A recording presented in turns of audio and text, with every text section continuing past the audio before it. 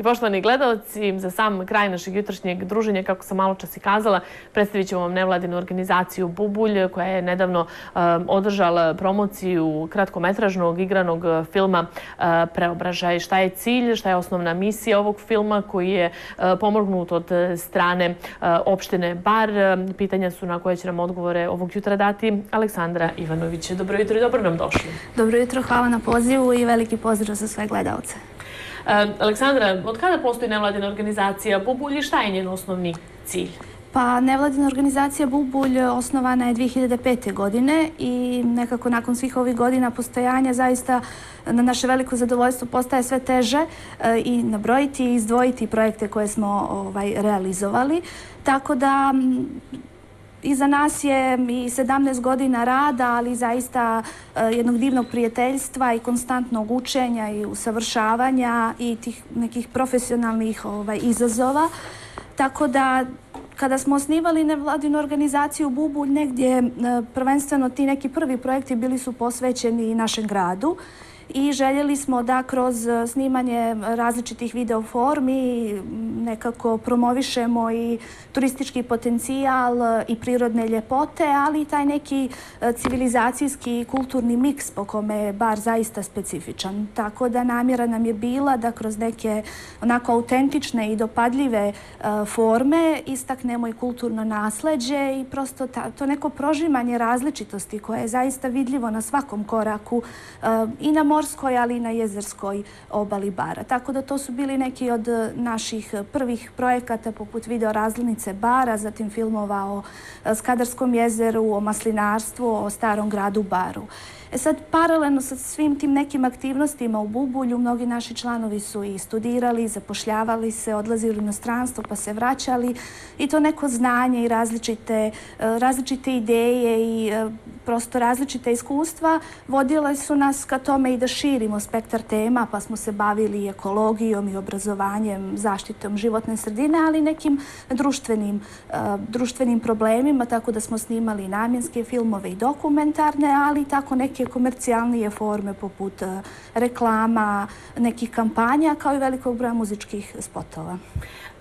Ovaj kratkometražni igrani film Preobražaj, da li ću pogrešiti ako kažem da je on samo jedan u nizu dokaza da zapravo NVO Bubulj, pored svega onoga što ste i vi naveli, što ste radili i realizovali, ima suštinu mladih i da zapravo sve ono što se radi je usmjereno ka njima? Da, apsolutno ste u pravu, zato što mi smo nekako na ideju da obradimo temu vršnjačkog nasilja došli kroz saradnju sa Srednjom ekonomsko-ugostiteljskom školom iz Bara, sa kojom smo imali i ranije saradnju i tako smo se nekako lako dogovorili i da snimimo film i da obrađujemo ovu temu, prosto njima se ta ideja dopala.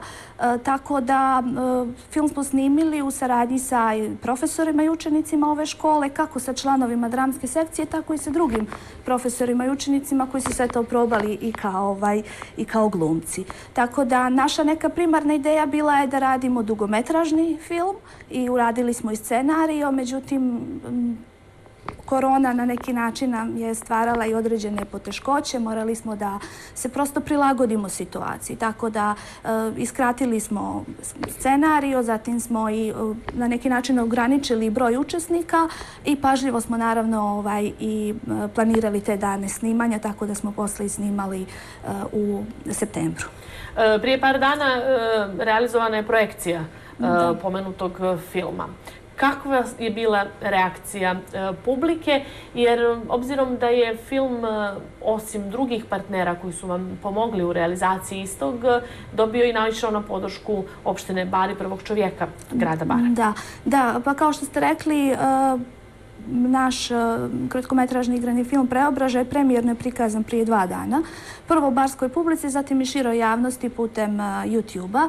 Tako da mislim da već ima nekih 2000 pregleda i ja zaista koristim ovu priliku da pozovem posebno mlade da odgledaju naš film. Samo premijerno prikazivanje imalo je negdje edukativni karakter, zato što se velikom broju srednjoškolaca koji su prisustvovali projekciji, koji su bili u sali kulturnog centra, obratili su im se i predstavnici škole i psihološkinja i predstavnici i policije i tužilaštva i opštine Bar i negdje smo na taj način željeli da pošaljemo poruku koliko je bitna ta umrežena, tako da kažem, borba protiv svih oblika vršnjačkog nasilja. A kao što ste pomenuli, da, opština Bar jeste pomogla u realizaciji ovog projekta i to kroz javni poziv za dodjelu sredstava nevladinim organizacijama za 2020. godinu. I tom prilikom je naša organizacija i osmislila i aplicirala sa projektom doprinos promociji problema vršnjačkog nasilja kroz film uz slogan neka vršnjačko nasilje ostane samo na sceni, odnosno u filmu. Tako da negdje kompletan film jeste naš autorski rad, dok su za namjensko to komponovanje muzike i obradu zvuka bili zaduženi članovi također jedne nevladine organizacije iz Bara, nevladine organizacije Melos. I dok sam gledala trailer filma koji ste nam poslali, a i naši uvaženi gledalci su imali prilike da pogledaju isti, prosto sve one scene koje su djeca tako dobro prezentovala daju utisak da se to u tom trenutku dešava i prosto taj neki unutrašnji glas govori daj, reaguj. I stvarno su djeca odradila odličan posao. Kako ste vi zadovoljni generalno sa cjelokupnim projektom? Pa ja negdje kažem naš film, ali zaista osjećam da on najviše pripada učenicima srednje ekonomsko-ugostiteljske škole. Ja im se zaista i sada im se zahvaljujem na sjajnim idejama i na jednoj posebnoj energiji koju su unijeli ovaj projekat i nadam se da će film da im služi i ne samo njima nego i svim njihovim vršnjacima. Mi smo željeli da stvorimo jedan upečatljiv prikaz i jednu zaista mučnu priču, jer vršnjačko nasilje to jeste. Ali opet negdje sa srećnim krajem. Znate, jer i vjerujemo i u preobražaj i vjerujemo u promjenu i prije svega vjerujemo da se radeći ovakve projekte mladim ljudima zaista može poslati snažna poruka o tome koliko je vršnjačko nasilje, koliko loše utiče i na pojedinca i na zajednicu i na društvo, generalno na društvo.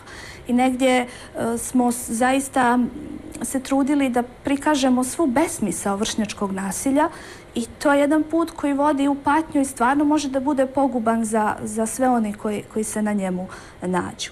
S druge strane, oni koji trpe vršnjačko nasilje prolaze kroz nezamislivo i užasne i neprirodne situacije. I zaista tu nema prostora za bilo kakvu osudu ili za generalizaciju. Jer u borbi protiv vršnjačkog nasilja mislim da negdje ne bi trebalo da bude selektivnosti. Svi oni koji ga vrše moraju biti na neki način sankcionisani i spriječeni, a oni koji trpe, oni apsolutno moraju biti zaštićeni. Jasno, do kraja godine nam je ostalo vrlo malo, nekako sve ovo došlo vrlo blizu i sad će svi ovi praznici novogodišnji, ali se nadamo da će to sve biti onako kako treba s obzirom na situaciju. Da li možemo očekivati da će nevladina organizacija Bubulj do kraja godine prezentovati još neki projekat i šta je to na čemu trenutno radite? Pa mi se negdje nadamo, s obzirom da smo nekako, ja sam sigurna da se, što se tiče vršnjačkog nasilja, da se najbolji rezultati mogu postići ako budemo sarađivali. I ako svi mi negdje u svojim, naravno, oblastima i nadležnostima se uhvatimo u koštac sa ovim problemom. Ono što je sigurno jeste da mi smo i ranije imali saradnju sa srednjom ekonomsko-ugostiteljskom školom iz Bara i nastavit ćemo tu saradnju. S tim što se ja negdje zaista nadam da ćemo se u buduće baviti nekim ljepšim temama i da će vršnjačko nasilje zaista ostati samo u filmu.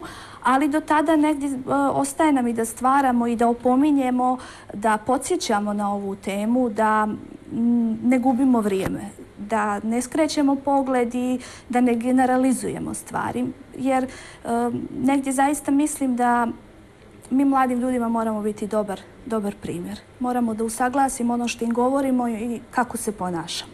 Mislim da ćemo jedino na taj način i da steknemo njihovo povjerenje, ali da možemo da im pogledamo u oči kad im kažemo da nasilje nije put kojim treba da idu. Tako da Bubulj će svakako nekako ostati u ovim temama, ali i raditi na nekim, tako da kažem, stvarima po kojima smo prepoznatljivi do sada. Jasno, Aleksandra, hvala vam što ste izdvojili vremena, što ste bili naša gošća ovog jutra i naravno puno uspjeha u daljem radu kada je u pitanju nevladina organizacija Bubulj i mi ćemo biti tu da sve to medijski ispratimo i podržimo. Hvala vam na pozivu i hvala što nas podržavate, posebno kada se bavimo ovako bitnim temama.